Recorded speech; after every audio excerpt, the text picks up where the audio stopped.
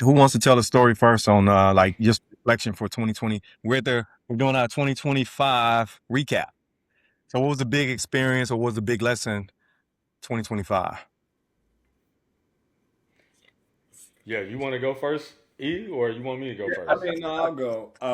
I think 2025 was an interesting year for me. Like it had a lot of highs, it had a lot of lows. Like I lost my biggest client that I've had to date. My business was down significantly.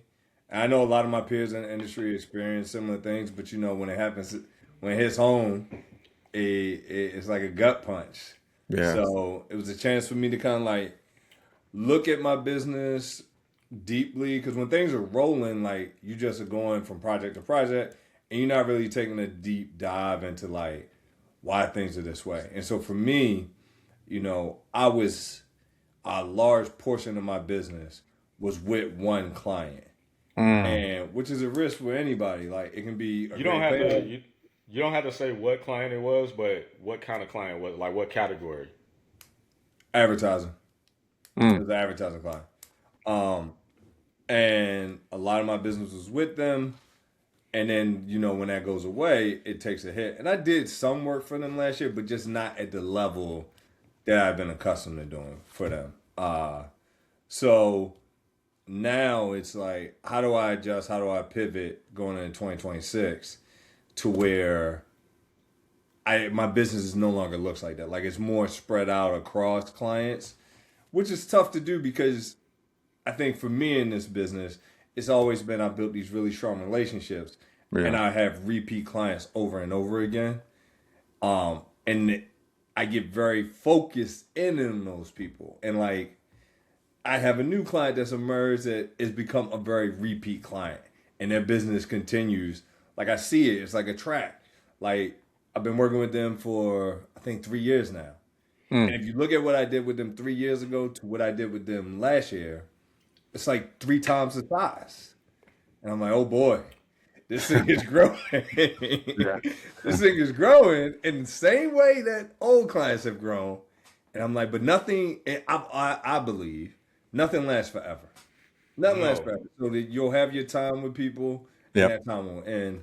And I'm working on trying to manage and navigate through that to where maybe I got multiple people, like 4 or 5, that are like all growing. So if one goes, they're like all equally weighted, and not one is so much more weighted in my business than another than everybody else. Mm. but that's a good thing that we could talk about too. Some of the things that you said, like is a client relationship coming to an end, right? Like we all have had clients that we had good runs with, and Yeah. then one day, they just stop calling. You don't know Mm-hmm. why. You even had good experiences with them, like. Mm-hmm. But I feel like that's an important thing for us to talk about too, because that's another one of those things that you experience from being in the business that you don't know to prepare for Yeah. before you get in it, and it's happening to you. Is that like every client relationship has an expiration date on it. Like you are always one to kind of know. You Like, very last point. Yeah. like you be like you leaving the shoot. You like, damn, that was good. All right, great. You thinking like, damn, shit. When the next one? And Next then thing you there ain't know, no next you one. see a whole new campaign, a whole new campaign that you didn't shoot. Right, you scrolling IG and you like, damn, Yeah. they wait a minute, they shooting again. Yeah. Yeah. No, that's a man, that shit hurts because it hits you right in the gut for real. And so many times I thought I had a client in the bag and you look up and it just be like, damn, they shot with this dude. Oh man. Then you go into your head and it Yeah. becomes more about what you didn't do and what you could have done differently. And then you start trash talking the person who shot. Oh, I could have shot better than this motherfucker. You definitely do. You're like, oh, they just Yeah. hired this They person hired to do him. this. Right, That's right. your ego going. Yeah, You it's your feel ego. Ego. disrespected. You feel Yeah. cheated. Yeah. You like, how could they do this to me? Uh huh. But But that's a how do you go back and do you recover from that, or do you just go and it's on to the next? Like, do you like No, how do you recover from that? I think you got to be able to recover. Like this is a business. Like you don't Yeah. take it like you take it personal, but then you don't. Like you gotta eventually release it and know. Like listen, I made some amazing work with them. We did a lot of cool shit. And Yeah. now it's over. It's time for me to move on. It's time for them to move on. Like Yeah. they may want something different, like whether it's a different look that I could have achieved. They may want a different vibe on set. Like it's all these different factors. People that come in, they got new ideas and relationships. And I also look at it like this: like any job or project that I've worked on, typically there was somebody before me that was working on it, and I displaced them. And so I'm now it's my turn to get displaced. Like it happens. Yep. You on the chopping block. Yeah, I Yeah. mean, I feel like I move on. Like this is what year we're going into year 14 right now. I feel like I move on really easily now. Like I don't really like get attached to any one particular client because I've had it happen so many times where the relationship ended abruptly or whatever. And so like I just don't even get attached really anymore. I kind of just get attached to the people that might have been involved. And that's kind of more so the way that I approach it is that I try to just stay. If I made genuine connections with people or I made genuine relationships with people, then I just try to maintain that. Yeah. And then just know that like have faith that like either a the client thing is going to work itself out and we'll be back on at some point, or these people that I'm maintaining the relationships with they going to move on to somewhere else too, because in advertising and in this business like people are jumping ship and moving around a lot all the time too. Yeah. So Yeah. that Yeah. person that I connected with that I worked with at whatever agency or brand, in next year or 2 years from now, they might be somewhere else. So Yeah. it's like at least I maintained that, and now that they are at the somewhere else, I've forged like a new opportunity to maybe continue working with that particular person. So Yeah. I look at it Yeah. more like that now.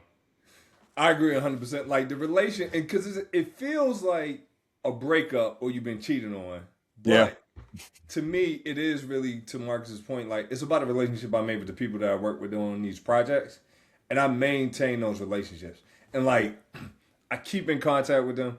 I'm happy when they make dope shit that I'm not even a part of. Like I'm excited for them on their work side and on their personal side because if you work with a client long enough, you should, I would imagine, build strong relationships with the people there. Yeah. And Yeah, for me, like yeah, I care about the people there, and I know like they even if they want to work with me, they don't. Whatever the case is, like I still care about them. Like me working with them doesn't dictate how I feel about our relationship. Listen, man, like you can't take it personal because it'd be so many factors like involved. Like, Mm-hmm. you know what I mean? Like it'd be so many factors involved in whether or not you're gonna do the job versus somebody else. Like it'd be so like people would be surprised at like how much politics is involved in it So all. many So times. Yeah. like it'd be so many like this this person wants this person or this other like the client is pushing for this other person for another reason that we don't know. It's just or they just don't want to listen. They don't have a maybe they're at odds with the agency or something. I don't Mm. like the creative director, so I'm not gonna take a recommend from him. You know what I mean? Yeah. Or her. Like it's stuff like that that be at play in the background that you don't know about all the time that really dictates like how the job might get awarded ultimately. And so, you're never gonna have all the detail for the most part. It'd be And a lot. It'd be so much agency drama, so much brand drama. and you know what? You don't we don't know this, but there is an internal list, right? And you do become somebody's person, right? Mm-hmm. So Yeah, yeah. as that person move on, you're that person's person. And we don't know this, right? And you get wrapped up into all of the politics and you get, confused because you think that it's more so about the work. But to your points, it's definitely the political aspect of it. You're this guy's person or you're this girl's person. and that's why they didn't want to bring you back anymore. So, but Right. that's what we do. It's a relationship play. And I know a long time ago, Marcus, you told me that I had to uh, stack on my nose. You got to collect them nose because it's a numbers game. It's not Yeah. a personal game; it's a numbers game. This is all about the numbers and how many opportunities you're going after versus like you get so locked into this one client or this one group, and then you think that this shit is gonna go on and on and on. You gotta spread yourself out there. It's a numbers Yeah. thing. Yeah. Somebody told me, or either they told me or I seen it somewhere. I can't remember, but it was like just a sales tactic. It was literally just like this person was the number one salesperson, literally only because they got to know like real fast and then got off the phone and like Mm, called somebody else. And so they called so many more people in a day than like everybody else. And that was how they became like the number one salesperson. It had nothing to do with like them being like more persuasive than anybody else. It was mm, literally just because they were just more efficient. So they just like increased the number of people that they talked to, and they might have had a similar hit rate, but because they were talking to more people, they were making more sales. And yeah, so I feel like this is kind of similar in a way, um, which is that you just gotta dance with a lot of different people, you yeah, know. And if you do that, if you dance with enough people, then you're gonna have enough people that want to dance with you, you know. yeah, And so yeah. it's just gonna get the process. But yeah, um, So tell me something. Because we were talking about our 2020 recap. yeah. Uh, Marcus, what would you put on your recap list?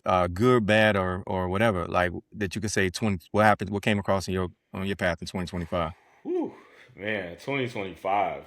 2025 was special, I would say. Like I had some good years. It wasn't the best year money wise. Like it was good money wise too. But I had better years money wise, but just the kind of projects that I got to do, the amount of traveling that I got to do, the places that I went throughout the year, um, that was like it was an atypical year when it came to that. Like I started out the year in February. I think it was in February last year. I shot and I didn't post about it yet. That's when you like that's like the metric, right? It's like when you post about it. I didn't post about it yet, but I shot uh, the Winter Olympians for the U.S. Olympic Committee and NBC. Um, so I shot 50 Olympians over like 4 days. Um, and that was just like, that was pretty amazing. I was working two different sets and stuff. Um, and actually, that's what I wanted to talk about too. It was a lesson, that experience that I feel like is important for me to talk about, right?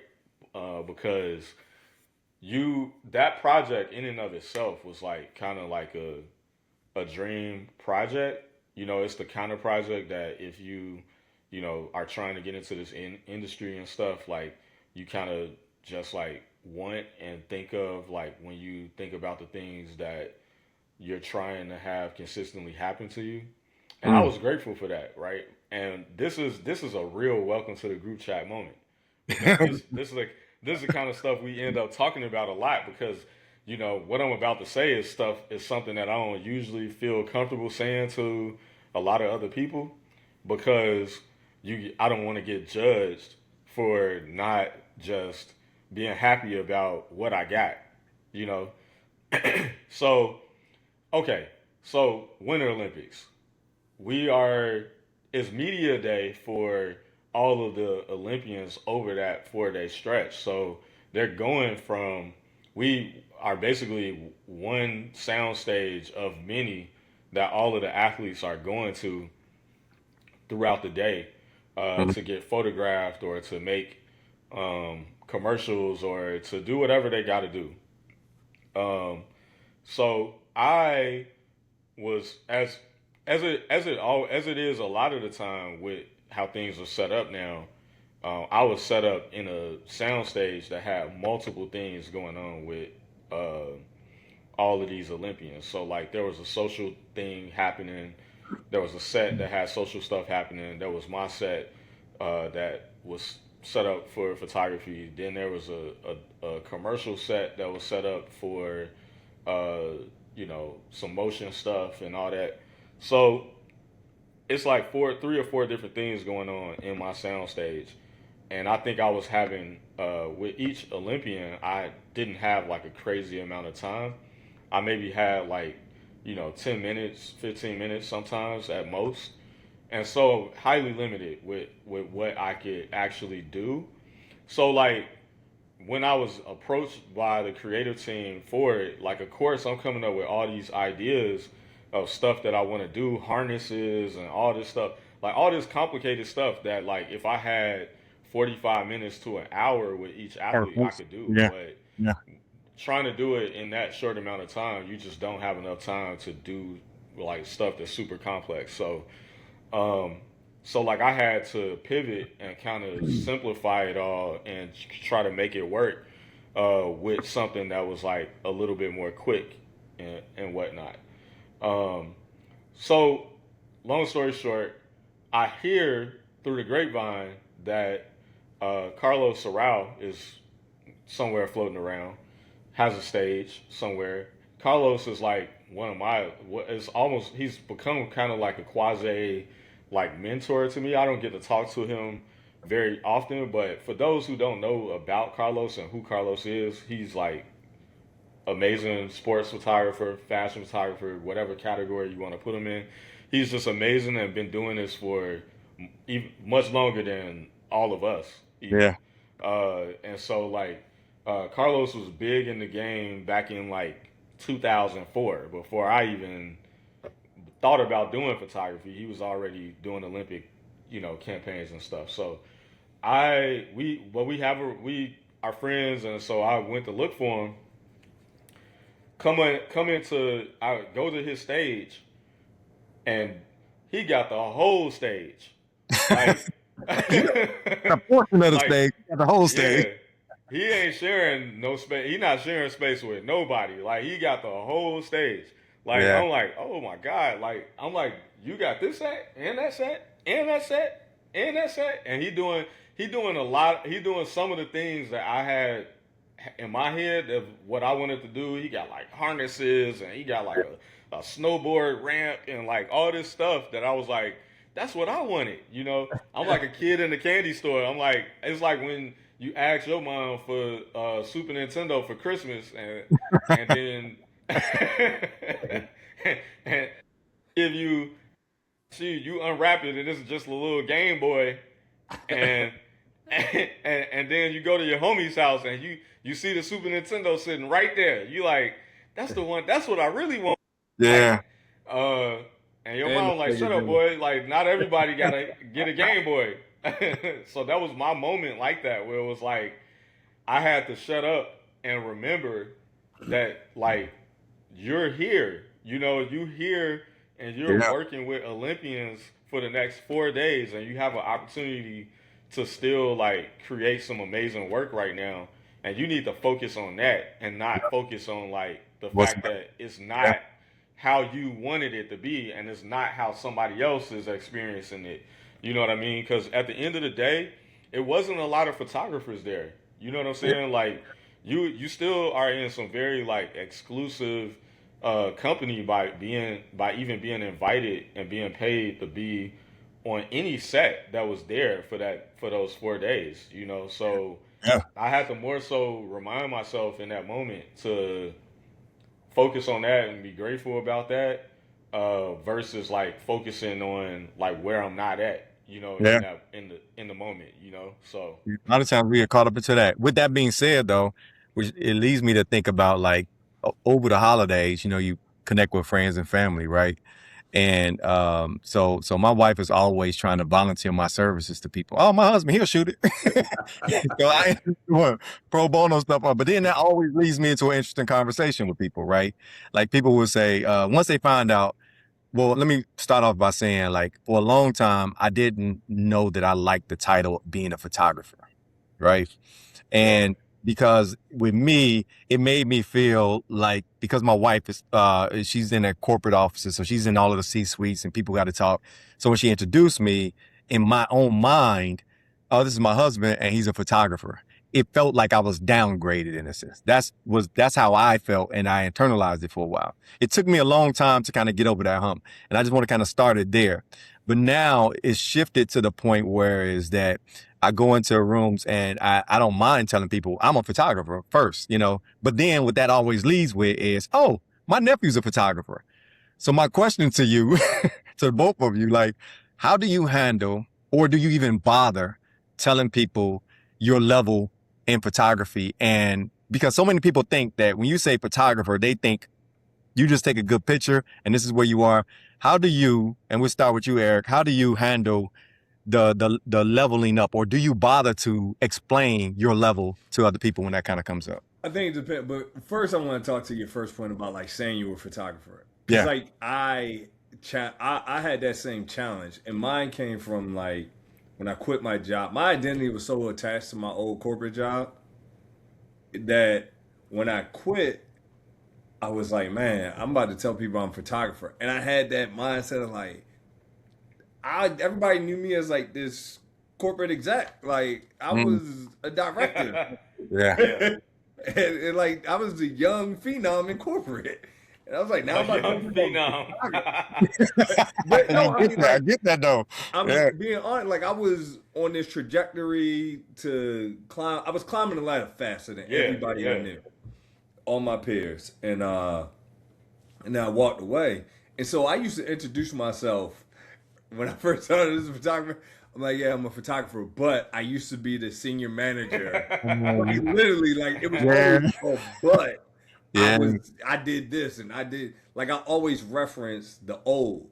And then I would say I was probably 2.5 years, maybe 3 years into it, where I finally like stopped that and just owned like I'm a photographer and this is what it is. Like and whatever I no longer cared if people had judgment or like tried to classify me as a certain type of thing because I said I was a photographer. I didn't care. And then, now I'm 15 years into this.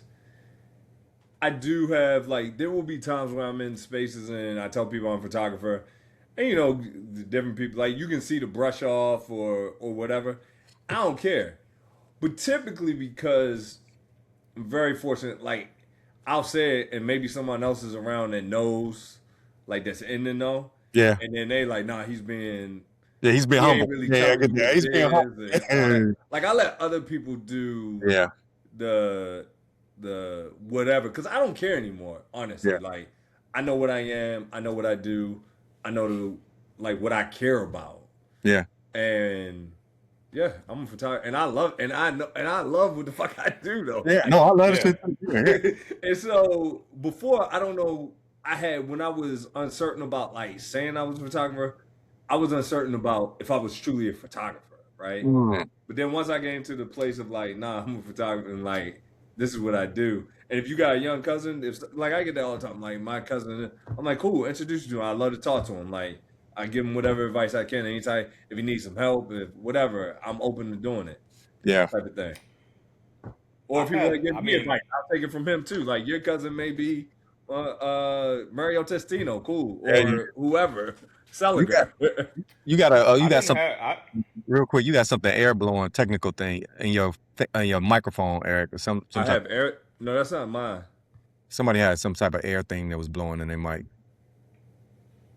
I don't think All it right. was mine. All right. Cool. Go ahead. I heard it too though. You clear now though. You very clear now. All right. Go ahead. I don't think I have. I had to. When it comes to that, let's see. I didn't have. I experience with it is a little bit different, just because I never did anything else. Like I went straight from college into photo school, and then went from photo school to working as a full time like assistant digital digitech or whatever, and then I went straight from that into trying to work as a photographer. Uh, and so my experience with telling people that I was doing photography started all the way back in like college, really. Like I got Mm. people from college that know me now that are still they their first association with me was with being a photographer. You know? So my experience of talking to people about it now usually comes in the form of it's usually positive. Like I just haven't had a lot of people. Usually because it's happening when I'm in transit, like when I'm like getting on a plane or something like that. You know, you end up in like some type of like casual conversation with somebody. Mhm. They may end up asking you where you going Mhm. or whatever, and then I end up saying, you know, slowly getting around to like getting it out that I'm a photographer and I'm you traveling like you traveling because you're like what how you traveling because you're a photographer and then talking Nice. about a little bit about what why and who I'm shooting or not getting into specifics all the time but like uh in a roundabout way and then having my IG is easy. You Yeah. know, Yeah. now that that's a thing, Yeah. because people will be like, "Oh, and what kind of stuff you shoot?" "Oh, I'm gonna just show you my IG real quick," and then Yeah. they see that for me, and then they just go like, "Okay, I get it." You know, I get that your version of being a photographer is not like a, a hobby style thing, and it's weddings or no disrespect to weddings, but I feel like that's like the most common uh, sort of like assumption is that Mhm. like you shoot weddings or something Yeah. like that. And Yeah. so like when people learn and see like kind of what I'm doing, then they kind of like just become even more curious about it and start to ask even more questions. And so I end up talking about myself a little bit more uh, in those moments. So uh, my experience with it hasn't really been like, and I've brought it up in like those rooms that you're talking about too, like the Yeah. ones where everybody else in the room has kind of like a corporate job or a corporate experience, and I'm kind of like the only one that has going on what I have going on. And I would say I feel like they almost give me the sense of like envy now, because of where I am now. I Yeah. can't Yeah. say the same thing for where I was when I was first starting out. You know what I Yeah. mean? When I was first starting out and I'm scrapping together everything and like trying to make it work, barely making money, all of that. And like I'll come from University of Illinois business school. Like I went to business school. Like a lot of the people that I graduated with, our first 2 3 years out of school, they already pulling in like decent salaries, Yeah. while I'm still kind of piecing things together and kind of scrapping along. So like those early years weren't like didn't feel like that. It felt like maybe I made the wrong decision. It was like maybe I should have did what they doing. Yeah. I'm glad I didn't now, but back then it kind of did feel that way. So leading up to that, we got like as we go into those things, we kind of like I've gotten comfortable with our titles, right? A lot of times when I'm talking to people, I often tell them how photography has come, how cameras have become like I call it for lack of better words, like stoves in the house. Everybody got a stove in their house, right? Just because everybody has a stove in their house doesn't mean that I mean, that means everybody can cook. So everybody can cook, and there are people that cook at different levels, but people still go out to restaurants for that experience. So restaurants still exist. So I'm leading up to the point and asking about your perspective on when do you what do you feel makes you stand out as a photographer to get more work when it comes to your approach, not like what you've heard, just based off of your level of success. What do you do to really stand out that way that keeps you working? Does that make sense? Yeah. Yeah, that makes sense. I would say in like the process to that standing out and remain like getting work and stuff. Uh, like, cause somebody even asked me when I was trying to field questions for us was like how they just said how to get the bigger contracts, right? And so like my mind went all over the place when they said that because I was just like when they said bigger contracts, I just didn't. I was like, man, that could mean so many different things, you know, even just that little phrase, you know. And so, um, but in the beginning, I think that people, what I did, I was just probably a lot more aggressive than like people typically are. Like, I feel like photographers view themselves as artists, and artists are typically modest and like also like don't really promote themselves a lot. They kind of take more of the approach of like wanting to be appreciated. You know, like I Mm. want somebody to, and if somebody finds me or just sees what I does and value it, then that's kind of how they think of it. Except when you're trying to approach photography from like a business perspective, you got to have some strategy like laced into there too. And so for me, I very much like thought of myself as an artist, but I still also like approach getting work and starting to make money as a photographer as like with like a lot of strategy. Like I was like very strategic about understanding like, okay, who has the money? You know what I mean? Like if I want to work in this business and make money, then I probably need to invest a lot of time into establishing myself on a with like commercial level clients, like and understanding how that process worked through like the agency pipeline. Like brands, typically the ones that I want to work with, typically have uh, uh, relationships with agencies, and then the agencies have like people that they have in place, art buyers that are gonna typically keep a rolodex of like photographers that they like or think do good work, and then the art directors are gonna choose from whoever the art buyers put in front of them, and then like and it's this whole process. Like I learned what that process was through working for Gary and being on set and just really just asking questions. Like when I was on set with people, I would just ask them, what they did and what their roles were, and I just constantly asked questions and was constantly curious.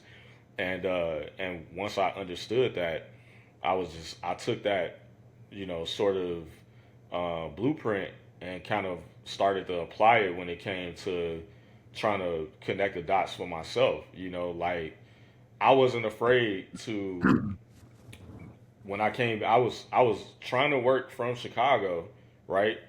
Which isn't it's a big city, but isn't like considered a big commercial market when it Yeah. comes to like photography. There's a big market when it comes to like food photography, and back in the day, I would say maybe had some components of advertising photography that it was known for. But like working a lot, but like the agencies in Chicago aren't the ones that's known That for like they don't hire the like ones from sports Chicago. clients and Yeah, yeah, yeah, and celebrities and all that. They don't really do yeah. that. So like if you want to get on that radar, you typically had to be in New York or in LA or whatever. And so me being in Chicago, I was in Chicago because I couldn't afford to live in LA and I couldn't afford to live in New York. So, but trying to make it from Chicago, I was basically just like cold emailing people all the Mhm. time, cold calling people all the time, introducing myself.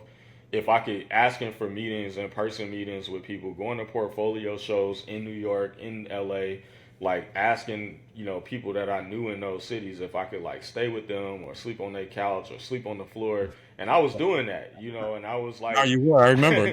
yeah. And I was like I would cold email somebody that was in LA at an agency, and it could be the creative director or whatever, and they tell me like, "Yo, I can meet with you next week on Tuesday." I was like, "All right, cool. I'll be there." And Yeah. I wouldn't have at the time that I agreed to the meeting, I wouldn't have a flight. I wouldn't have nowhere to stay. None of that. And it's Friday, and they talking about meeting on Tuesday, and so I would just like put it together, figure out a way to get to LA for the meeting. And that was that process of me doing that is how I got my first the first time that I met with a rep. That was the first time. That was actually how it happened, was because I had got a meeting with somebody, in LA. I then after that started working backwards from that meeting, trying to get other meetings. Because then I was like, I can't just go to LA for one meeting. So started trying to get other ones, got other ones set up. Was like, shit, well, I might as well try to meet with a few reps, met with some of those, and I was just hitting people up, you know. It takes a lot of And courage, so, though, because it takes a lot of gall. It takes a lot of like, you got to believe in yourself. You got to believe you got some decent work in order to kind of like even make those calls. Not the normal person can think that like, I'm gonna make these calls to these top level executives and think that I'm gonna get the work. Like, you got to believe in yourself, don't you? yeah, for sure, you gotta. Look. Let me tell you the process that I used to do. It was a publication back in the day called PDN, Photo District News. Yeah, I remember them. PDN every month when they come out with their thing, they used to come out with who's doing what. It was a section in the magazine called "Who's Doing What," and basically what they would do is they would list who like different campaigns that came out before that one got published and who did it. Like the agency, the creative director, the art buyer, they would list everybody. You know, all of that shit is online now, you know, on different stuff. Like what agency uh what do we Access. use, Eric? Not agency access, but the other one that lists the projects. Like when something goes up, Oh, not at a LinkedIn, but Ad Edge, yeah. LinkedIn, all of them. They, you know, you can use those. But like I used to use the PDN Who Shot What thing. We'll see that, right? Oh, Gatorade. Gatorade campaign comes out. I would see who shot it, see all of the info, see the person's name, try to email a person by trying to figure out what their email would be. You Damn. know, like and guess what it would be. And then I would, if it don't come back, then I know I got it right. And so I would email that person and I would say, hey, I saw in PDN that you are the creative director for Gatorade, the Gatorade client at your agency. I think my work fits what you guys are doing. I would love to meet with you one day and discuss how we can collaborate. And boom, send it. And I would do that all day for different clients every month, you know, until somebody would hit me back. And in the case of the Gatorade one, that person actually hit me back and was Mm. like, that was the person that was like, yo, you're right. Your work does fit, you know, what we're doing over here and what we're trying to do with the client.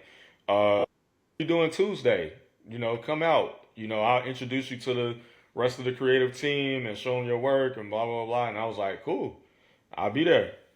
Yeah. And made it happen. Well, that's good. I mean, like I said before, like not a lot of people got that level of like tenacity. What would you say would be your thing, Eric, to lead you into So um my thing is, it's similar to Marcus. So I was living in LA. Like yeah. I'll talk about both. Like I was living in LA, making work, and I wanted to get into the industry and figure it out. And so I've always been like fortunate. The right people have come into my life at the right time. So at the time, a guy, one of my closest friends, we shared the same birthday, born in the same hospital, like known him since Bible study as a kid. Mm. He was working at United Airlines. He was like, yo, he's single. He was like, you can have my companion pass. So companion pass basically, I can fly wherever I want it, whenever I want it, for Mm-hmm. free or for like minimal. In the U.S., it was free. Internationally, it was like minimal cost. And so I had another close friend. He worked at an advertising agency in New York, BBDO. And I was like, yo, I'm gonna come up there. And he was an account guy. He was like, I'm gonna come up there. I need you to introduce me to people at your agency, people you know.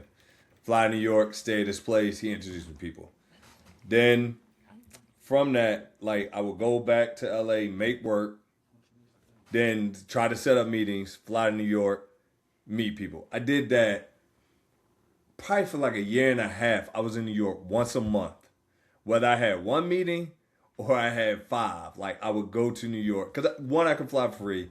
Eventually, one of my close friends, Jay Vaughn, he had a condo in Jersey City. He gave me the keys. He was like, whenever you need to come here, you can just come. You ain't even got to let me know. So there'd be times I'd be at his crib on the couch and he walk in from him being out of town. And he's like, "Yo, you in town?" Oh He's yeah. like, "I'm like, yeah, I just got last night, man. I meant to Yeah. text you when I was on the flight, but something came up last minute. I need to be here. And you said it was cool, type of thing. But whatever it took, like staying on floors, couches, whatever I needed to stay on, I did that.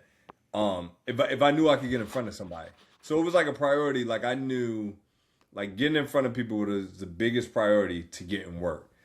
Um, and figuring out who those people were. Like I didn't back then. I didn't use PDN, none of that. It was just like it was like hand to hand combat. Like I meet with somebody in New York. I'm like, do you think there's anybody else that would make sense for me to meet with? And Yeah. then that would lead to another meeting type of thing. And so I did that, like I said, for a year and a half.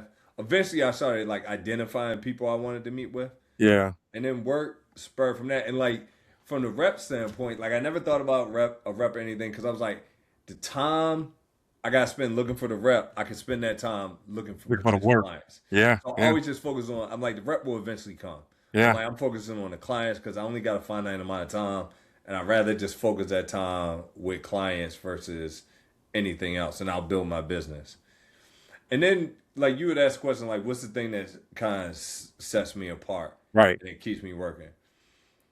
And I think for me, it's two things. One, like as a photographer, like there is a skill of photography, understanding light and all that. But I think now for the jobs I do, like I spend way more time solving problems. Like they come to me, we're creative, we got a limited amount of time, we got this ask, how do we make this all work? How do you solve this problem, Eric? And I'm able to put all whatever pieces in place or come up with whatever strategy we're going to go at to get the final thing. So it may be I got to shoot 15 people. They want them in a group shot. Obviously, you can't shoot them all 15 at the same time. They're at different places all around the world, but we got to put them all together. I can solve that problem for you. Or we got to shoot 4 people. Um, but one person can't be around the other person for whatever reason. Like, I'm like, all right, cool, we can make that happen. Whatever the challenge is, like, or we need to shoot these people on this set, but oh, by the way, motion is going to have to set the whole time. They have really no time for you to ever have the people in the set to shoot and set up and light it. Like, how do we get these people in this set that you can't technically use for this shot that we finally need? I'm like, bet I know how to solve that problem. But how And do that you? came through like experience and Yeah. a Okay. lot of That's shoots. it. Yeah. I've learned how to solve a lot of problems. And, I've always, through advice, like Marcus gave me advice, like early on, I used to have interns on my sets, like as my assistants. Marcus was like, yo, you got to hire real assistants. Yeah. And this is like 10 years ago. He was Yeah. like, yo, hire real assistants and level up your work, everything. I was like, man, these budgets are so small, I can't afford it. He was like, spend the money to be worth it. And I started spending the money, and I would learn. Like I'm taking everything. I hired an assistant. Like I gotta learn everything. I gotta learn from him. And so I would hire really good people that had more experience, and they Yeah. were solving problems. Yeah. That's a good thing. That's a good point that you brought up with that, because And that would be addressing another thing that I feel like people probably want to know um, about is like crew, like how important is it? Because I feel like early in your career, especially like thinking about myself, like early in your career, I feel like you think that people are gonna give you extra credit for like doing things by Oh. yourself. yourself, Yeah. You the grip, lighting tech, though everything in you one. want to be Yeah. everything. And early on, you have to be a lot of those Yeah. things. Yeah. But then once you start getting paid, and the budgets, early on for me, they were small. But then you start to realize, like, all right, even if this budget is small, if I can afford to pay somebody to come on to help level me up, that gets me to that next step in my career because the work is going to be more elevated. Like, Yeah. Listen, a good assistant, a good lighting tech or whatever, they're gonna do things. They're gonna do things that you can't do even on your own. Like it's just exactly. impossible. You need 8 arms to do it. Well, let You me know what I tell you mean? this Like, because go something ahead. he told me when I did a job for my first big shoot for Netflix, and it was during COVID. And my first phone call was to you, Marcus. Remember? I was Yeah, shooting Kevin yeah, Hart and Wesley Snipes, yeah. and you armed me with my whole team, my lighting tech, my digi tech, and everybody else. Right now, prior to that, I was the one man show. Yeah. I go in, I set up the lights, I set up the background. I'll bring in to your point, Eric. I'll bring in a gang of assistants, and I'll spend more time trying to tell them what to do and not really being able to be attentive. So Yeah. when I called you, I actually said, Marcus, here's the treatment. Here's what they want me to do. He was like, I got you. He's like, here's you call your lighting tech. I was like, I lighting tech. Now, how does that work? He was like, show him what the client wants, and then he's gonna create your whole diagram for you. And he's gonna order your equipment. He's gonna get you good. Then you hire your digitech, and you do. So ever since then, that format it made my life so much easier because I was able to connect with the talent, right? Yeah. Right. Sit there and my job mainly is to connect with the talent and make sure the client is getting what they need, what their needs are. So I can bullshit and talk to the client the whole time. Everybody's out and they know their roles. Once we kind of go into through pre-pro, through the other meetings, it's so necessary. And what people don't realize is that every city that you go to, there's a resource. Wherever your local rental house is, they have a resource list of like these assistants, these digitech. So you can always get these resource lists or filter within your network and get that. So that's been game changer for me since that happened. I would say that it's kind of like this. It's kind of like I like having a lot of sports analogies, but like it's kind of like a basketball team. Like you got five guys on the floor, right? Well, we take pride a lot of time in the young version of our careers. We take pride in being the one man wrecking team, that the guy that can go out there and score 50, every night. Every night. And every night you trying to score 50, right? But you losing. You know what Yeah. I'm saying? Sometimes their Herculean effort will be enough to get you over like the mid teams, the teams that's like okay, it'll be enough for that. But once you play in a team that really got a plan and really got a balanced attack and all that, you can't win. You can't win no championships like that. Every player in the NBA done found that out. Like that, if they want to win, they got to do it by having like they got to do it by making other people better and delegating. That's the Yeah. only way. So like this don't work no different. Like if you can do everything, that's great, you know. And there may be a time where you doing everything was the reason why something worked out, you know. But more times than not, if you got a team in place where you can delegate and pass the ball a little bit, your work is going to be better. And to not Yeah. just anybody, to professionals, right? You got to do it Yeah. to people who do it. Yeah. Because I Yeah. look at it like if I'm the Bulls and say I'm either Mike or Phil, right? I want to have the best rebounder. I want to have Rodman, and Rodman going to be my lighting tech. And then I want to have one of the best 3-point shooters. I want to have Steve Kerr. That's my digitech, right? I want these best class working with me to make my life. So No. I ain't got to carry. I can't carry this load all by myself. No. Can't do it. Nah, You but what do can't you do feel it. about the clients that do? Because right now we know this because the client will give a job or an opportunity to somebody and say, "Here, I need you to shoot this key art assignment," and oh, by the way, the budget is 10K. And then so I've had to counsel several people that be like, "Yo, it's 10K all in." I was like, "Yo, they got the budget for an assistant. These studios know that you need an assistant, you need a digitech, and they know how much they cost." You got to push them on that agenda. How do you feel comfortable with pushing that when they feel like, oh, it's 10,000. That's more money I've ever made. I can go and shoot this whole thing myself. It's I funny. mean, I think that that's just when it comes down to the strategy part. You gotta really understand like where you at in your strategy. Like you might be at the place in your strategy where you are gonna take the hit on either on the money side by saying like I'm just I'm a sacrifice and maybe I'm gonna squeeze out the little bit that I could get paid from this. Like maybe I'm gonna set aside only like 1,500 for myself, and so the job can be good. I'm gonna still hire all the right crew. I'm gonna rent the equipment that I need and all that to elevate the job, and I'm not gonna pull as much out the job.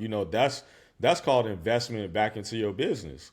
I think that like when it comes to the photography approach, like artist approach, and the whole approach to money, we don't really always consider moments like that to be a time where we can choose to invest back in the business. Mm. But that is a process of starting any viable or healthy business, is that you're having moments, especially in the beginning, where you're not making money because you haven't invested all back. Mm-hmm. And that is a way that you can do it. Like, I'm gonna pay you 10,000 and I ain't got no more, but I'm giving you access to this person, and I'm giving you a budget Mhm. that's bigger than one that you ever had before. This ain't a Mhm. moment where you now get to make $10,000. Right. This Yeah. is a moment where maybe you get the, if you've been making 500, then then then if Make you it make a 1,000, you thousand, gonna double it up. you just went up 100%. Yeah. Yeah. So okay, now I'm gonna make 1,000, and I'm gonna use the rest to actually produce the job.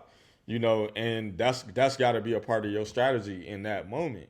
But You know, don't you set the standard then at that point? Don't you set that this same client now comes back to you and say, let's run this again.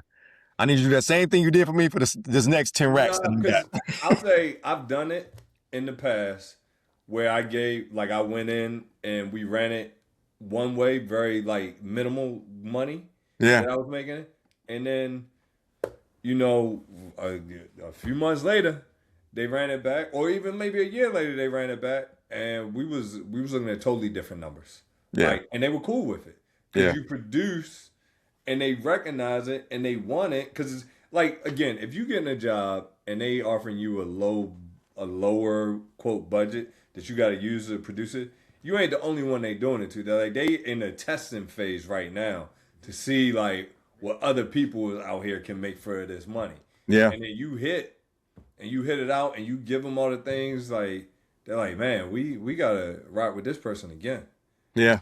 and the situation is just fluid. Like, you have to use discernment and, like, kind of uh your experience at that point to, like, kind of figure out what you're gonna do in that specific moment. Like, you can't, like, so if they come back and say run it back, and they got the same budget, you might, I mean, it's a multitude of things that might happen at that point. I mean, if you've leveled up enough that you're not really moved by the budget, then you can, kind of figure out a way to not do it. And then, or you can still say yes, but now maybe because the last time you used a big part of the budget to kind of, foot the bill in a way, Yeah. you could then like, it's a way that you could even win about that. Like, you could even win about it by showing them through how you document, how you spent. You can still send the estimate and send the invoice with these line items of, like, what it's supposed to cost, and Mhm. then show the discount that you gave to make it work, so that when they do come back and they say, yo, we want to run it back, you can explain via that paperwork as to why it only, like, this worked the last time because I barely got paid, and I covered all the production expenses. Like, this isn't a real budget. You can have that conversation, especially if, like, now the person or whatever isn't, you're not as compelled by that person to want to shoot that person, or for whatever reason maybe you're not as hard up to keep the relationship with that client going. It's a lot of reasons why you could say no. You got to use them the same way that they Yeah. So yeah, use you gotta you. figure out how to use the game. But then Yeah. what do you, as far as so you get this opportunity, right? And it turns into like some good work. Like your shit ends up on like all of the boulevards, and how do you position yourself for that next opportunity? Eric, I know you position yourself a lot with relationships, right? But at what point, because a lot of times what you can't do is shoot the shit and then immediately post into social. Because a lot of times, that's the bad thing, right? You get this job, you get this huge opportunity, and before you even do anything, you got your whole social team, right? So it's photographers that bring their whole social team and trying to collect content the day of, and they're posting this, right? That doesn't set them up for success. But how do you set yourself up for your next opportunity, either with the same client or the next one? So I'll give an example. Like early in my career, I had one main client I was shooting for a lot, and the budgets used to be small. Like we were doing artwork, and they would come to me like, "We got 4,500, we got 5,000," and I'm like shooting them all, and like this is all in, like equipment, crew, everything, Yeah. right? And then it started going from, all right, we got 4,500 just for you, and then you got all the other expenses covered. But I was making 4,500 for the day. Then but I used to take this work again and show it to other potential clients. So I went to a smaller network showing this work, and they were like, man, we can't, oh, because it was a big network that I was shooting for, Yeah. there It was a created a perception value. perception Yeah. that it costs more. So I went to the smaller network. There's no way we can really afford you. I said, you never know. And they came to me and they told me we got $7,500 a day for you to shoot this artwork. Yeah, And I was like, 75. I said, y'all paying $3K more yeah. than what the big network was paying. Little do they know. Little do they know what's happening over here. Yeah. And so, like, I've always kind of like nobody like it's hard to know what people make in this world. Like, Yeah. it's not a lot of transparency. And if you're gonna make an assumption when I'm getting paid, we can rock with. And Yeah. now, like, this is early. Like, now at this point in my career, it's a little different. Every job I take is most of the time there's a purpose and a reason behind it beyond just like the financial implication. Mm. Uh, and there are like certain rates. Like I don't want to publicize it, but like I've worked for rates where I would have thought like I'm probably not going to do that again. Mhm. But depending on like again who the client is, who the people I'm working with, like it's a lot of factors. Like what the creative is. Like is this something that I'm passionate about? Like it's a lot of things that get me to say yes to something other than what the budget is. Yeah. But then I know like if I'm going to say yes to this, if the budget isn't what I anticipated or what I wanted, like I know strategically how it fits into what I'm trying to do ultimately. Yeah. And like that drives, like, does this strategically align like where I'm trying to go? Like again, like is this a consistent client that I like working with, that I've been working with, and they come to me and like, look, this time we just don't have the money, but we want to work with you. I'm like, look, y'all have taken care of me we've done good work together for multiple jobs. Like I get it. Every job ain't gonna have some crazy budget to throw. So yeah, I got you. Marcus.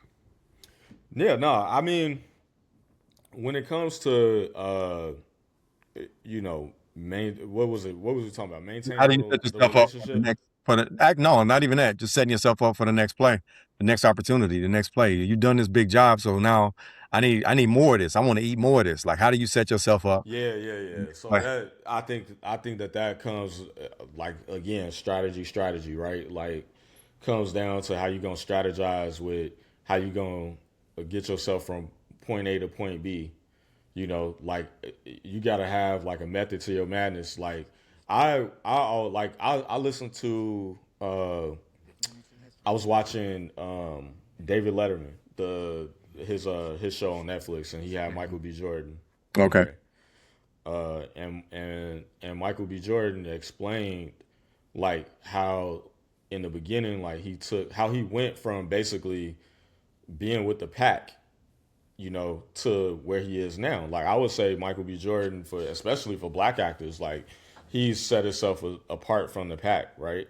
And so like, but like he did it through like the roles that he said yes to, and the things that he chose to do early in his career, thinking about what he wanted to do in the future. It wasn't like he was just saying yes to things like randomly, or opportunity came, I'm just saying yes.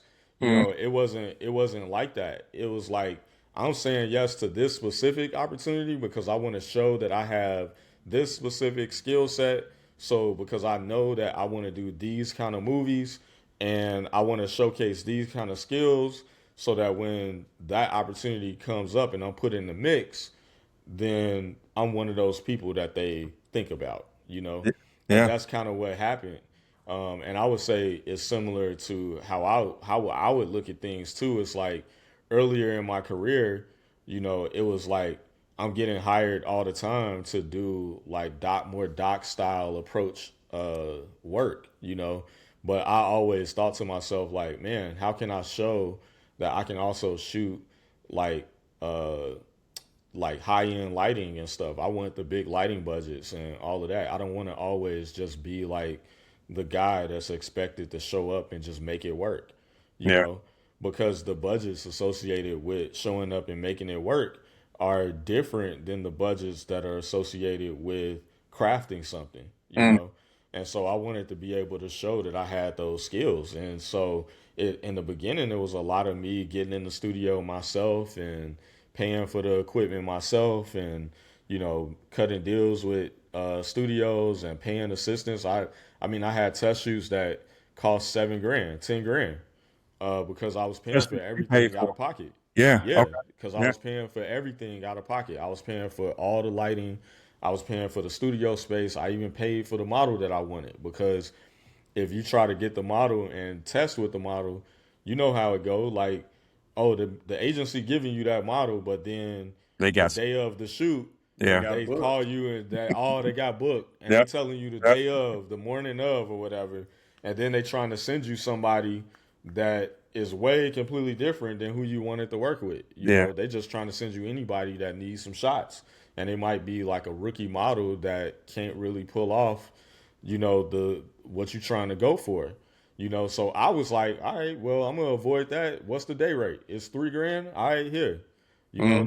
Now that model belongs to my day, Yeah. and Now I'm you not booked at out. risk of Yeah. it happening. Yeah. Model out. Yeah. So that would run that kind of thing would run the tab up on testing, but I would take money out of the money that felt like I made it, and I would use it in that way, to kind of level up the kind of shoots that I was doing, and to show a specific skill set that I wanted people to see, so Mm. that when I got the opportunity to put work in front of somebody that was influential in the hiring process, I could show them that kind of work, and I wouldn't be talking about like, man, I really want to do blah blah blah blah, but all I'm showing them is stuff when I'm shooting outside, you know, Yeah. and natural light. That's not gonna work. That's not gonna work. Yeah. Now let's switch it up a little bit. So oftentimes, people talk about like gear a lot. I know just in our group chat alone, we're not gearheads. Right. I don't think we talk about gear at all too much. No, not Mm. really. So with that being said, what's interesting is that so many people, when they see you on set, the first thing they ask you is what you're shooting with, right? So what do you feel is like anybody who's concerned or worried about what camera? Like, actually, no, scratch that. Why do you use the system that you use, and why do you find it necessary that you're not chasing the next equipment? I think that's a better way to put it. So I'll say when it comes to technology and equipment and stuff, like I'm into it, but I'm not, right? So when a new camera comes out, will I buy it? If it's part of the system and the thing I use, I'm gonna probably buy the newer one if it makes sense. But a lot of times, like I let my digitech guides me on what's needed. And he says like, yo, you're doing this is what we need. And, depending on what it is, I'm like, maybe I'll buy it because if I know I'm gonna be using it a bunch of times over and over again for multiple jobs, then all right, I'm gonna make the investment in it. Because then I'll make that money back quick, Mm. from just the jobs and the kit fee. Yeah, throw it in a line out of Mr. Rental Equipment. Yeah, but I don't say it's a double. Like I probably have too much gear that I don't need, but I don't look at the gear in a way of like, I don't care about it in that type of way. Like I'm just trying to use whatever tool I need to use to execute the job. Like, Yeah. and I just got a toolbox with a lot of tools in it, but I Mm. don't care what's coming out of that box. Like, I just want to use the tool that I got to use to execute the job. Yeah. I definitely don't care about gear. I don't even think about it that much, to be honest. Like I only own 3 lenses, or for the longest time I only owned 3 lenses. I knew this was going to go. I was waiting for you to Like the respond. minimalist over here. I was waiting for you to respond. For the longest time I only owned. I got more than that now because I picked up a couple of other ones that I started playing around with. But for the most part, my kit is that dedicated 3. and it has been since Wait, forever. can we pause? Pause for a second. Please tell us what camera you're using. Who, Eric or me? No, you, Marcus. Sony. Which one? A7R4. And they're up to what? Maybe five. I think of five. I think they up to five. You wouldn't just drop to something, right? This I new know one for a just long dropped. time. I know this for only reason I stopped on that one because I noticed for a long time you was using the A7R3. I was, and I was using the A7R3 for a long time, even after the Ford was available. I was on the Canon 5D Mark II for a long time before I finally went to a Mark III. I Yeah. was on that. I was on the Mark II for a long time, and then I was on, yeah, I was on the then I was on the Mark III before I switched to Sony. But I was on that Mark III for a really long time too. But I think the point with that is that at the time I had limited choices that I could make with what to do with the money that had coming in, Mm-hmm. and I was figuring that investing in other parts of the business where have more bang for the buck than investing more and more money into gear. Like I would rather spend I spent okay, so just to put into context, right? I wasn't spending money on gear, but I probably spent 1 year. I did a big promo piece that I probably spent 20 grand on. So it was like, yeah, I didn't buy new gear for 5 years, but I put 20 grand on a promo project that I just got rid of the last of those, like last year Wow. or 2 years. I had so many of them. I think I did 1,000 of them, or maybe between 1,000 to 1,200 of them. I remember the day that they came to my house.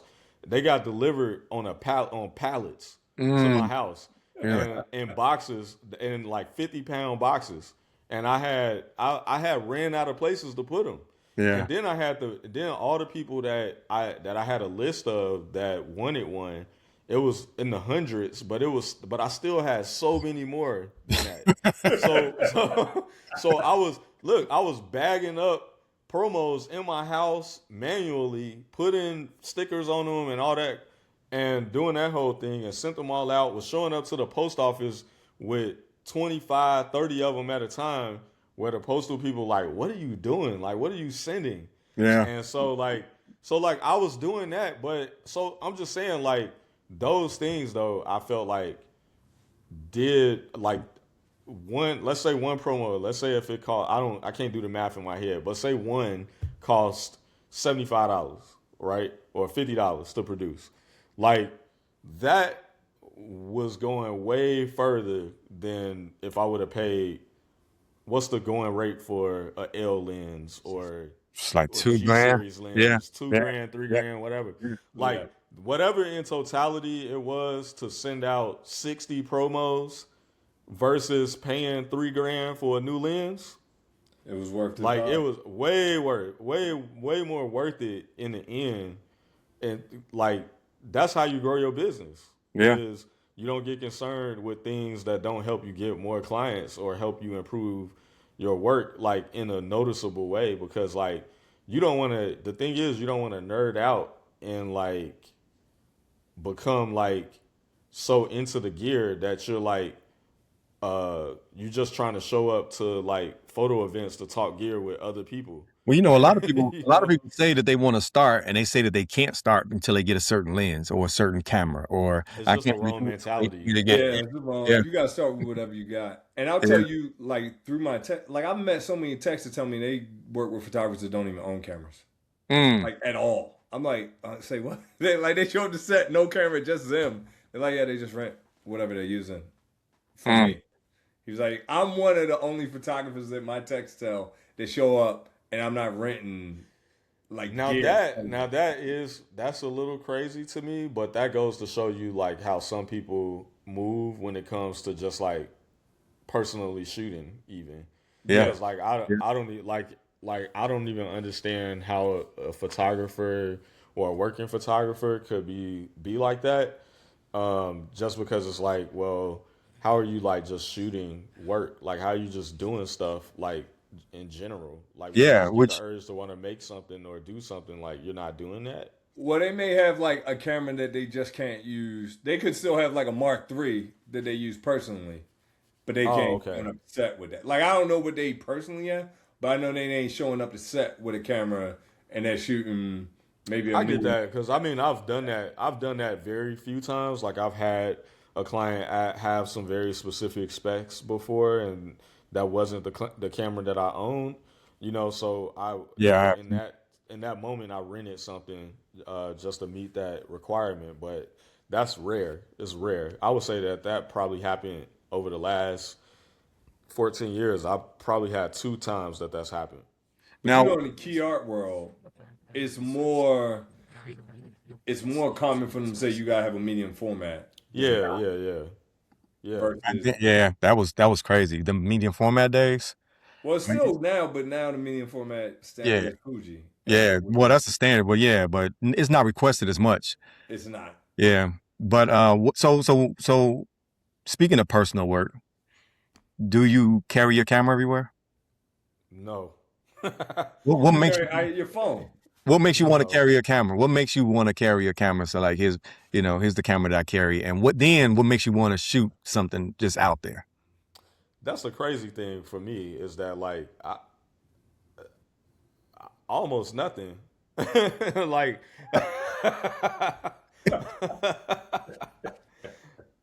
almost almost nothing, man. Like if I know I'm gonna be around family, I usually bring my Leica for that.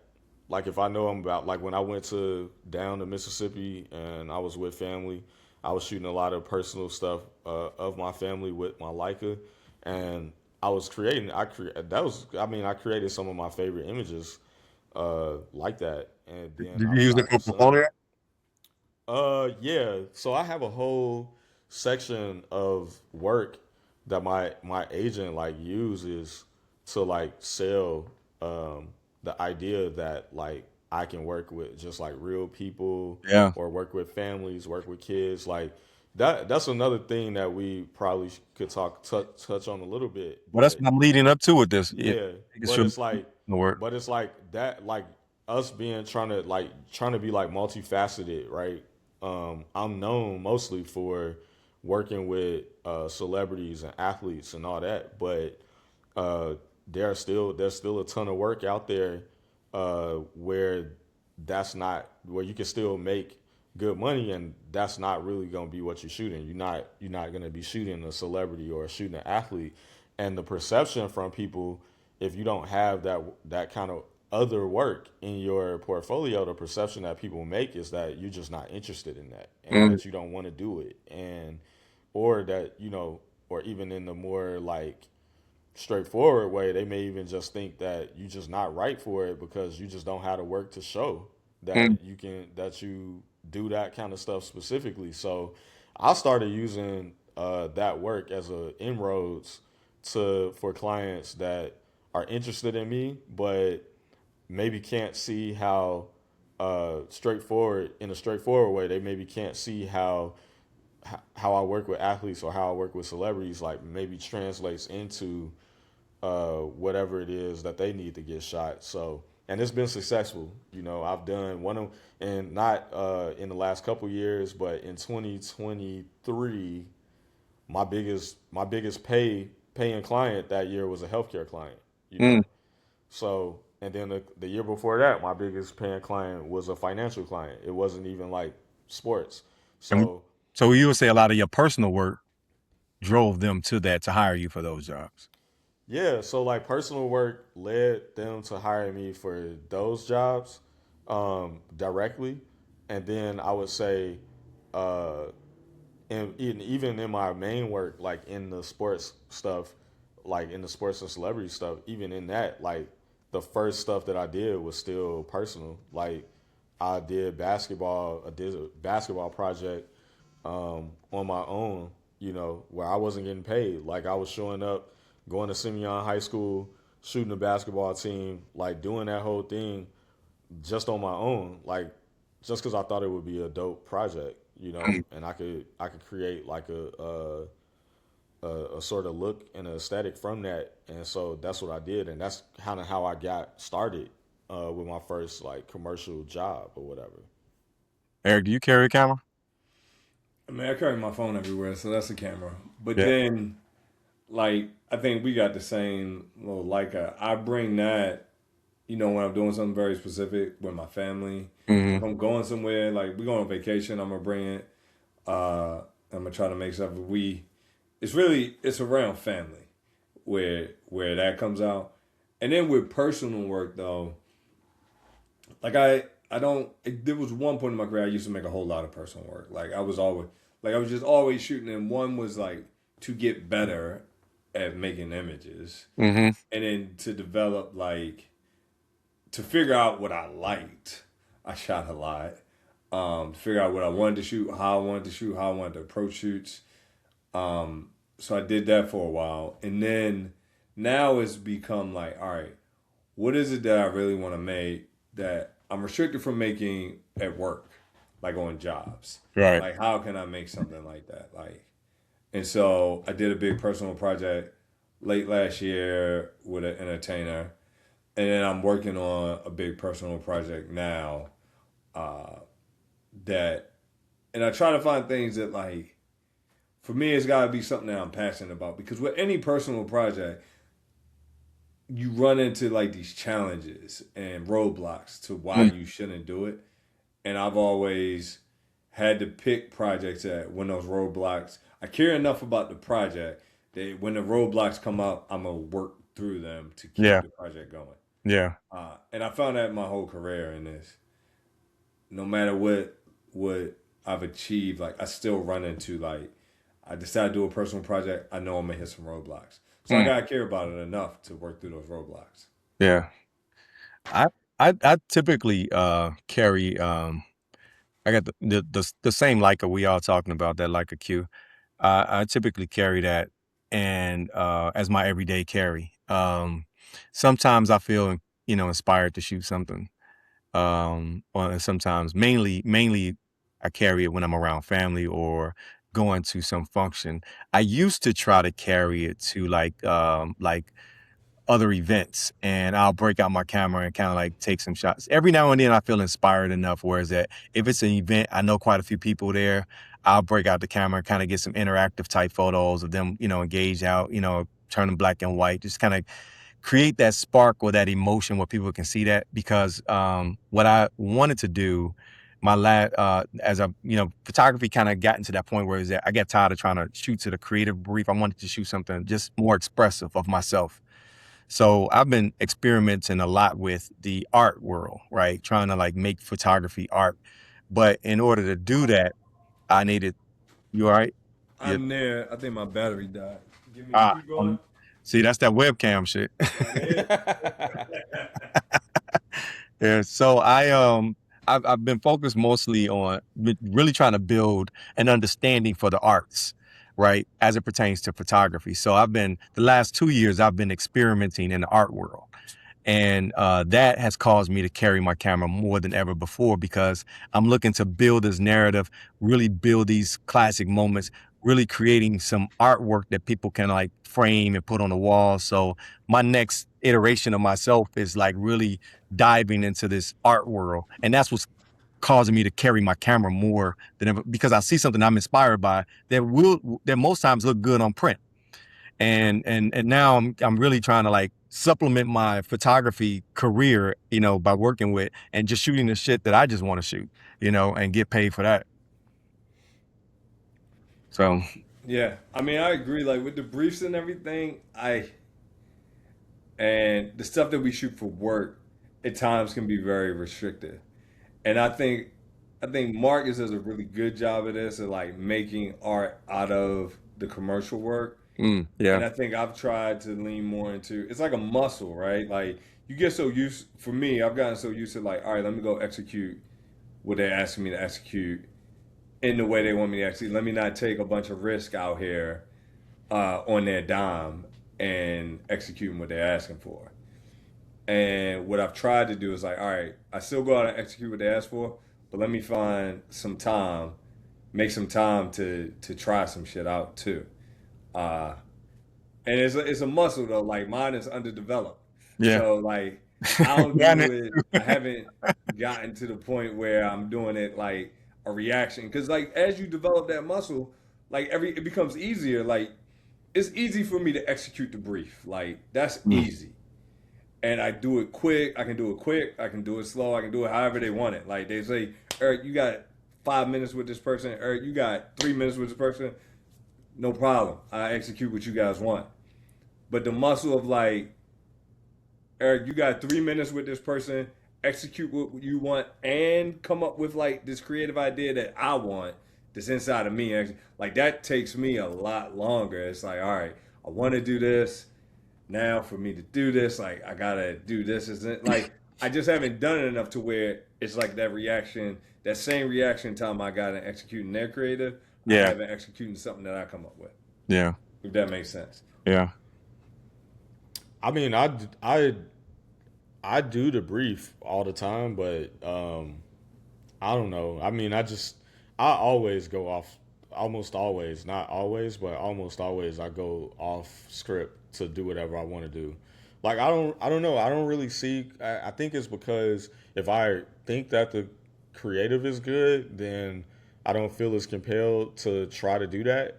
But if I feel like the creative is like not good or is stale or boring, then I'll try to bring a little juice to it just because I want something for myself that still represents like something visually, aesthetically, like in my wheelhouse. Like, I don't know. It's just kind of when I leave it to the client, 100%. Like they, especially now, I feel like as time moves forward, like they get more and more like this, or they get more risk averse and more like follow whatever is already happening out there. Like they get more like that. They're more like that now than they were some years ago. Like I felt like some years ago, and I'll say this too.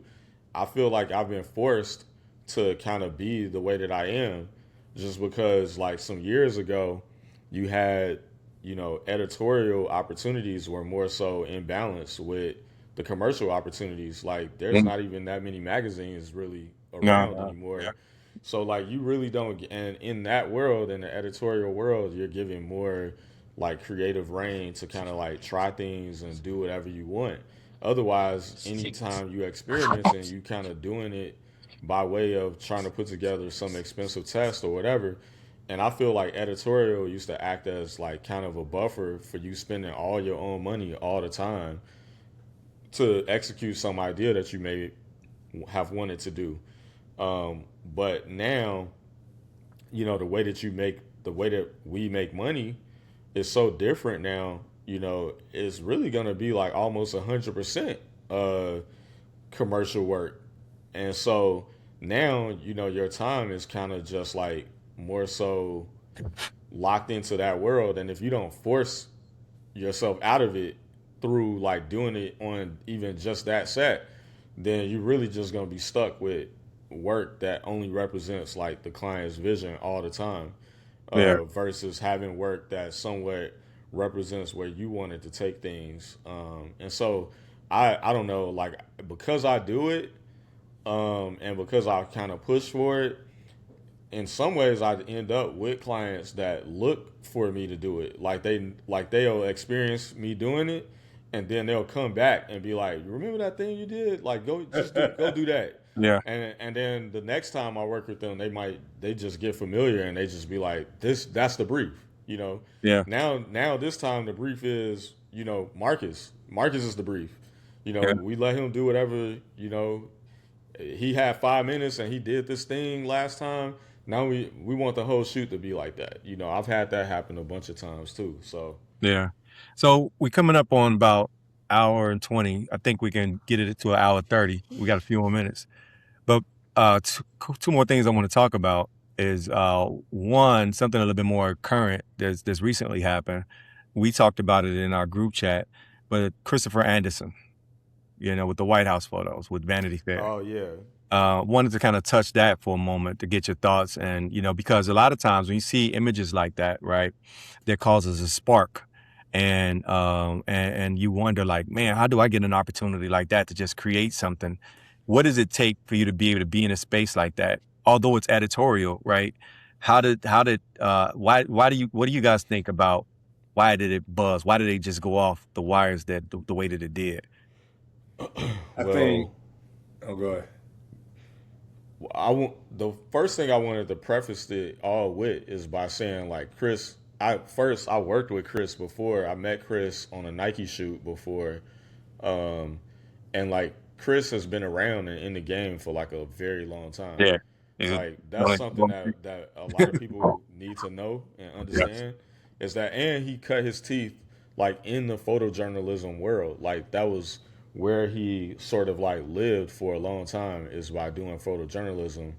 And so with that being said, that's probably like the number one reason is that he would have that opportunity is because he had put the time in to put himself in position to have the confidence from the photo editor in that you know situation to produce some work the way that he did. So that's number one. Um, so then I'll give my opinion about it, but I wanted to hear what you was about to say, Eric. No, I mean, I was going to echo like Chris has been doing it for a long time, and I think his style is like very specific to Chris. Like what he did with the administration is what he's done. Like it's not, it wasn't new or foreign to him. Like you didn't go out there and like I'm gonna go try and do Mm, this piece in this way. He's like I'm gonna go shoot this the way I shoot, and that's what he did. He shot it the way he shoots, and just if you had never been exposed to him, like the platform gave the exposure on that level with the people. Like I think it's a combination of where we are in yep. society today, Yep. where that administration is, like how polarizing everything is. Yep. And then Chris got put into that and he went and did what Chris does. Yep. And then from that, like now the exposure goes crazy and then people see it. Cause all like if you look at a lot of his work, like a lot of his work is like stops you dead in your tracks. You talk about it. Like he was on a boat that was about to drown in Haiti with Haiti refugees capturing that, and he could have died. And like he was a war photographer. Like Yeah. Yeah. his stuff is like graphic and has like an emotional tone to it. And so now you say, yeah, this photographer go shoot these polarizing people, and you get images like that. I don't think like a lot of photographers could not have Right. made images like they could have assigned a bunch of different photographers the same project, and it would look totally different. They would have had a different, yeah, because they You would have had a approached different to take on it and a their different like, idea, yeah, their ideas of interest, their points of interest within that space would have been different. yeah. But it's like to me, that whole thing was indicative of what it used to be like.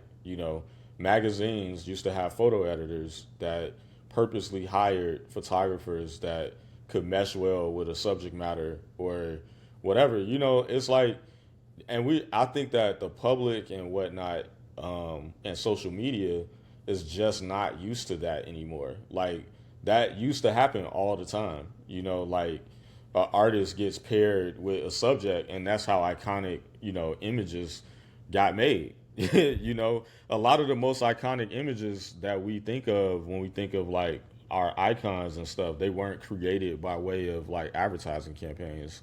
They were created by way of like editorial moments.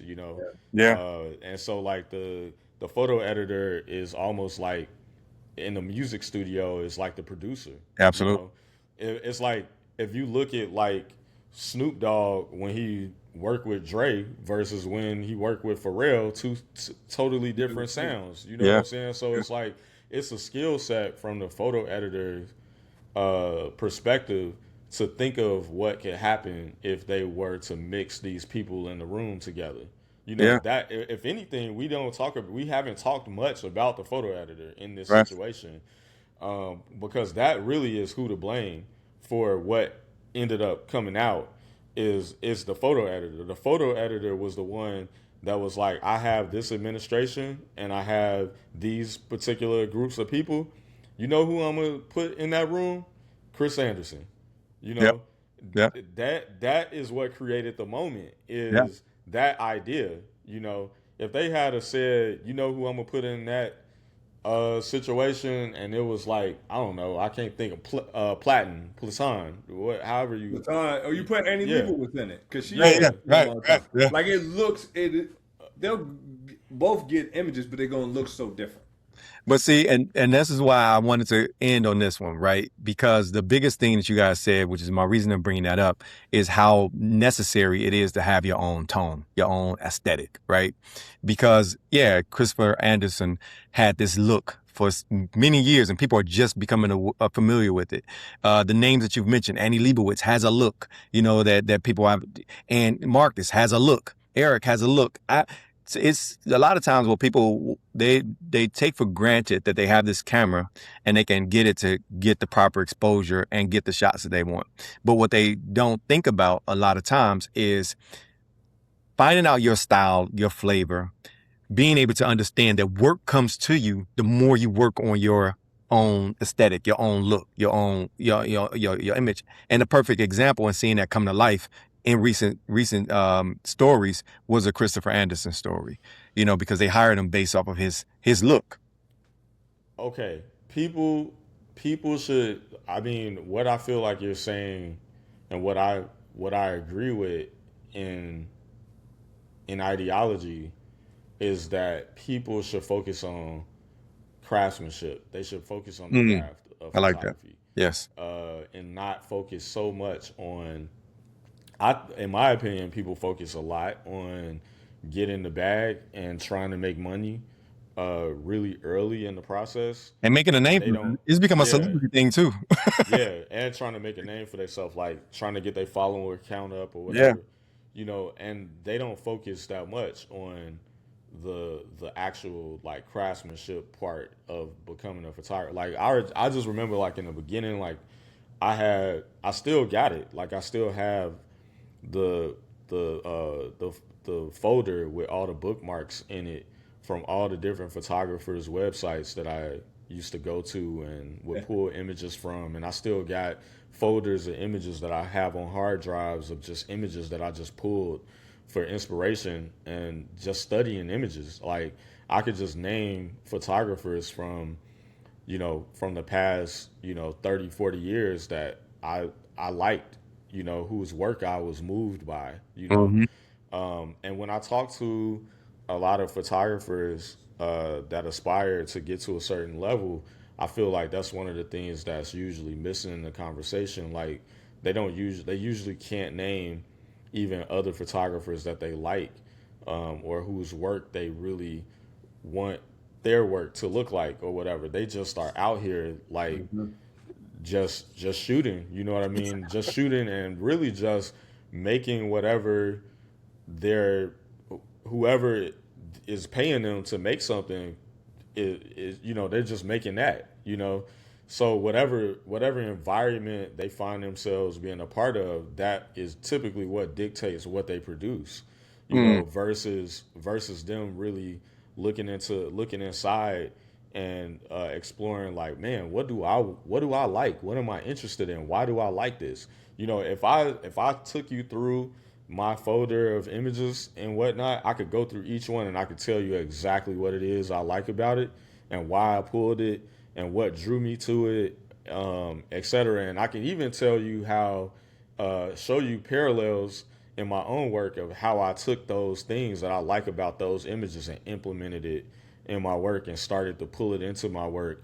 And I could tell you about, like back in the day, I really loved Stephen Klein's fashion work. I loved how real it was and how raw it was, and like how it always had this sort of like grittiness to it. That was what stood out to me about him versus a lot of his peers back then, was that his work had this gritty cinematic look to it, when the look and feel back then was really more polished and more clean. A lot of fashion photography is like that. But then conversely, I like David Sims' work too, which is very like clean, like Mhm. super clean. But I felt like it was always something about how he had the model move or the expression on their face or something that always stood out to me, that I could tell was like his signature or whatever, you know. So Yeah. like I could do that all day, like Yeah. nerd out about different image makers that I liked, and something about their work that I love, and like how I was inspired by it. So I think that ultimately is what I feel like the conversation is with Christopher Anderson and what was it, Vanity Fair or was it Variety? Vanity Mhm. Fair. Vanity Fair, Vanity vanity. Fair. So yeah, that's what I ultimately feel like is the conversation for us as people that's trying to move forward in the industry. Like I think like what people think about the work and stuff like that's you know is what it is. Like Yeah. you can come up with 1,000 different you know Interpretations. Yeah. interpretations or whatever, but yeah. Yeah. Well, cool. I think this is good, man, for us to close off on, unless there was anything else that kind of came up that you guys wanted to touch on. No, let me see about our in our chat. Let me make sure we hit everything. Yeah. One thing we didn't touch on all the way was the process of being represented from initially getting started to today, what your rep handles versus what you are responsible for. Somebody did ask that. Um, We kind of talked about this before, but I'll touch on it.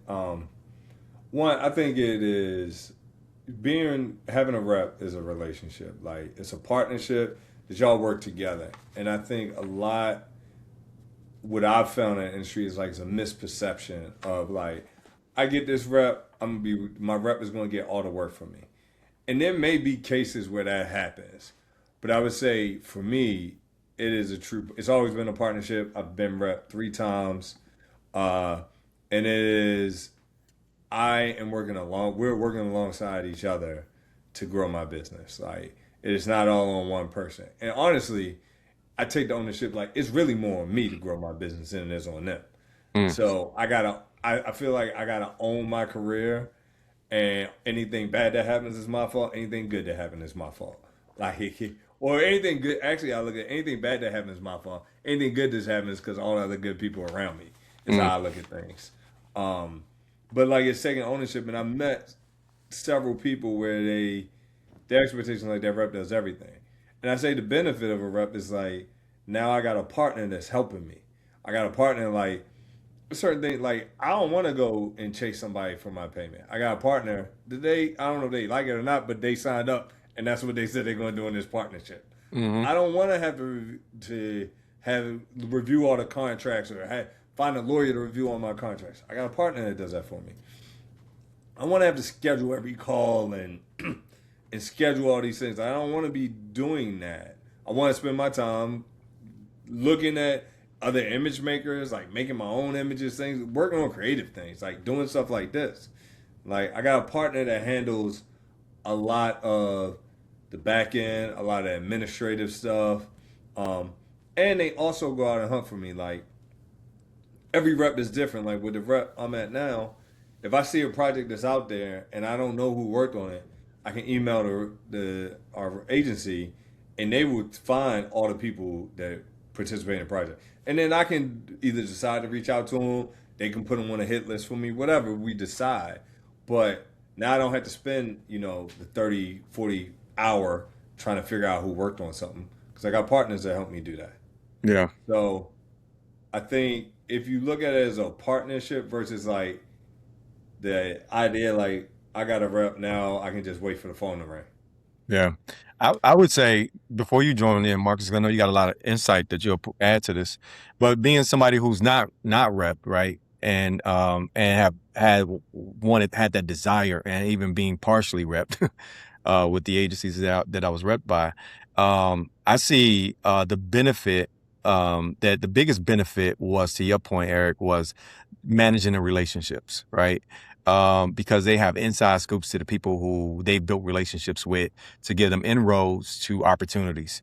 The downside for me and that I experienced with it was the constant validation, right? Validating yourself against the group of peers that you had that was underneath that same umbrella with that rep. Meaning that your rep ultimately is looking to feed themselves and their family, right? But then if you got so many other people, like I got 8 people that I'm repping, who do I think is going to get me this money or closest to this bag? I'm going to put this person in front for this job, and if they, depending on their perception value of you, right? If you coming in, me coming in, unrepresented, not having that experience, they're going to put me at the bottom. And then it would take someone else to say, hey, what about, I hate to say it, but do you got anybody black on your roster? Oh yeah, we got Parrish. Let's put him up for this one. Well, why didn't you serve him up before? You know what I'm saying? So then now it's like, okay, well, I put this person ahead because I thought that this is the style look you was going for, but now you're looking for a person of color. I got to dig in my bag, and now I got one person of color because at a certain point, as we all know, during black BLM movement, a lot of these reps were bringing in people of color because they didn't have enough diversity in that book, in that portfolio. So, and that's the downside that I see it is that reps jumped onto the bandwagon to bring on people of color later, as an afterthought. And the ones that are on roster, if you're not a Marcus Smith, if you're not I don't know any other names that I could say that is of color, you got just a select few. You know what I'm saying? And if you're not them, they're not putting you on they're not putting you on the front line first. And that's just my 2 cents on that. But I get my only thing I'll say is like I feel like now with Instagram, with like all the access that like clients have to find people, I Hmm. think a lot of times, and this is just my perception, is that like they go to the agency. If Marcus was with Giant or Marcus was with XYZ rep, they going for Marcus already in mind versus there are times where the client comes to you and they say, look, we have this project. Do you guys have anybody that's a good fit? But I think a lot of projects nowadays, they go to the rep and say, we want to look at working with XYZ at your agency. How do we figure that out? Yeah. Versus like, we have this project. Who do you have for us? Like, I know that it comes up, eh, but I feel like it's more, and I could be wrong. Like, we should have a rep on here to give us a better perspective of it. I was gonna say we could probably at some point even like include because that's the I think next that's a step great for idea. us probably is to have different guests that can speak to Yeah. different parts of Yeah. some of the things that we're talking about. So like we could for sure have a rep on. I know Jen would definitely do it. I- Me and Eric have the same rep, Who's the Giant, rep? and Yeah. Okay. we Giant. both are rep by Giant Artists. Jen Jenkins is the owner, so we like Jen would love to probably come on and talk. So we could think about that in the future, um, but like what I was gonna say about having a rep is I look at it like again as a business infrastructure move. Like I look at it like more than just get them getting you work is a part of it, but or helping you get work is a part of it, but I look at getting work as a holistic process and not like one that's really like one person doing one thing. It's really like, you know, if it's one person, that one person is doing a multitude of things. And Mm-hmm. then if it's a team, the team is doing a multitude of things that one person has to do less of because it's more people spreading it out. But all the work still has to get done. So even if you don't have a rep, all the same things have to get done. It's just that more of it is falling on you, Yeah. to That's, get done. So like if now that I have a rep, I'm still doing stuff, but it's like I have to do less of it. So I don't have to do as many meetings because my rep is meeting too. mm, So like but I still am focused on like networking and meeting all the same stuff that I was focused on before, but I just have to spend less time doing it because there's more of us spreading the work out amongst each other. yeah. So like think of it as demolishing a house, you know, like it's still it's still as much house to get demolished, whether you do it by yourself or you bring on a team. Sort of like, You know, Building a house is yeah, better. well, Building a house. okay, yeah, building a house. Building a house is better. yeah, Yeah, building a house. I was thinking like the first step to, but yeah, but building a house is better. Like even if you build a house, like it's still the same. Like, but I was thinking though, but it don't work as well with the building house idea. Now that I think about it, because if you doing it by yourself, you might just build a smaller house. You know what I mean? You might not build the same size of it, and maybe that's a good analogy in and of itself to how big your business can get. that's true. Like with you doing it on your own You won't get it. versus you having help and having support. So because when you have help and support, you can focus on building a bigger house versus when you're just trying to do everything by yourself, you kind of are a little bit more limited, Yeah, and so you might decide to be like, this is good enough. I'm just gonna do it like this. I just, What's So what is the it's like it's in the African fable. You can go alone and go fast. You go together and I know what what is you're it? talking about, but I don't know exactly what it is. You're gonna have to, I'm gonna look it up real quick. yeah, yeah, yeah. But I think good topics for us to keep in mind. I definitely would love to bring an agent in, and I would love to talk about this relationship with agent versus photographer more, and how do you get into the door with that, and then also talk about treatments. How do you set yourself up for treatments, and when do you? You don't do treatments, and it's Eric Eric don't hold do on, hold on. treatments. But no, if you want to go fast, go alone. If you want to go far, go together. Boom. That's Yeah, it.